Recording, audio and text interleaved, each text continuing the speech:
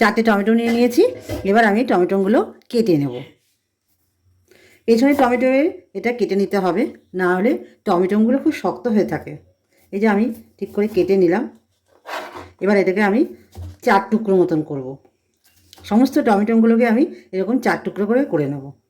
নমস্কার বন্ধুরা, রুবিস কিচেনে সবাইকে স্বাগত। আশা করি তোমরা সবাই ভালো আছো, আমিও ভালো আছি। আজকে আরেকটা নতুন রেসিপি নিয়ে চলে এসেছি রান্নার, সেটা হলো টমেটোমের চাটনি। কম বেশি তোমরা সবাই টমেটোমের চাটনি ভালোবাসো এবং করতেও পারো। আমি কীভাবে টমেটোমের চাটনি করি সেটাই তোমাদের সাথে আজকে শেয়ার করছি। টমেটোমের চাটনি করতে গেলে কি কি লাগবে, প্রথমে তো লাগছেই টমেটো। আমি 4টে টমেটো ভালো করে ধুয়ে কেটে নিয়েছি 6-7 টুকরো করে। আর তার সাথে নিয়ে নিয়েছি গুড়, 5 ফোড়ন, শুকনো লঙ্কা, তেজপাতা আর আদা গ্রেট করা। আমি আদাটা চোকলা সহকারে ভালো করে ধুয়ে গ্রেট করে নিয়েছি। আর নিয়েছি আলু বোখরা, কিশমিশ, কাজু আর আমসত্ত্ব।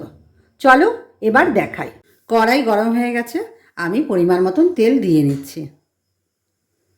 টমেটোমের চাটনি করতে বেশি তেল লাগে না, অল্প পরিমাণেও হয়, আবার কেউ একটু বেশি দিয়েই করে। আমি এই রকম দিলাম। তেলটা প্রায় গরম হয়ে গেছে। আমি এখন তেজপাতাটা, শুকনো লঙ্কা আর 5 ফোড়নটা দিয়ে দেব।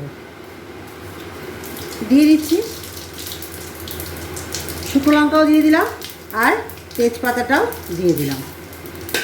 একটু ওখানে ভেজে নিয়ে আমি আঁচটা কমিয়ে দিয়েছি, দিয়ে টমেটোটা দিয়ে দেবো।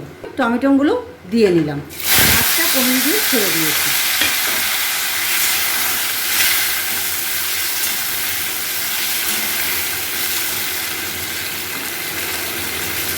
টমেটোটা একটু ভাজা ভাজা হলে একটু ওখানে আমি লবণ দিয়ে নেব। এবারে আমি 1 চামচ মতন লবণ দিয়ে নেব। আগে অল্প লবণ দেবো, কারণ লবণ বেশি হলে খেতে ভালো লাগে না, কম হলে দিয়ে খাওয়া যাবে, তাই না? আমি জানি তোমরা বন্ধুরা তোমরাও এইভাবেই রান্না করো, কারণ লবণ বেশি হলে কোনো মতে কোনো তরকারি খাওয়া যায় না। একটু কম হোক তবু ভালো। একটু ভাজা ভাজা হয়ে গেছে, এবার আমি একটু হলুদ দেব।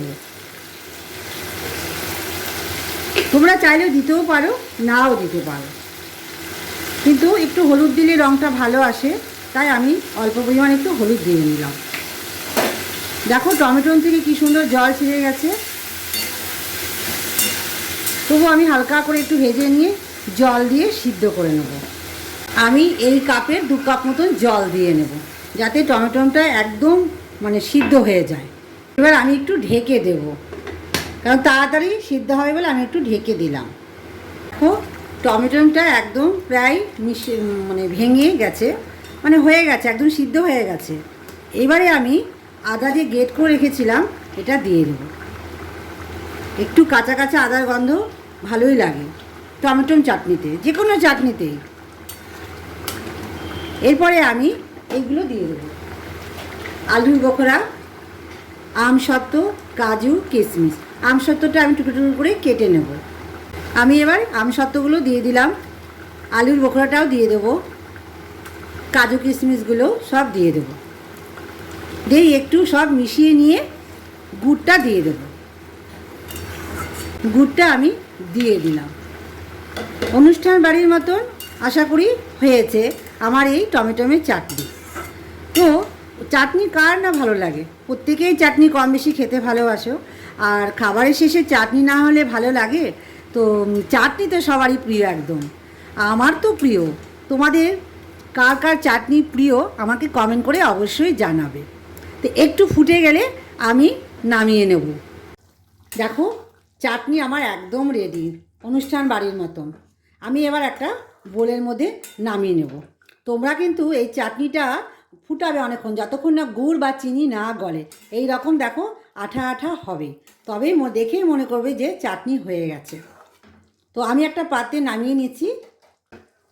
আমি সুন্দর করে একটা বোলের মধ্যে চাটনিটা নামিয়ে নিলাম। দেখো কত সুন্দর লাগছে দেখতে।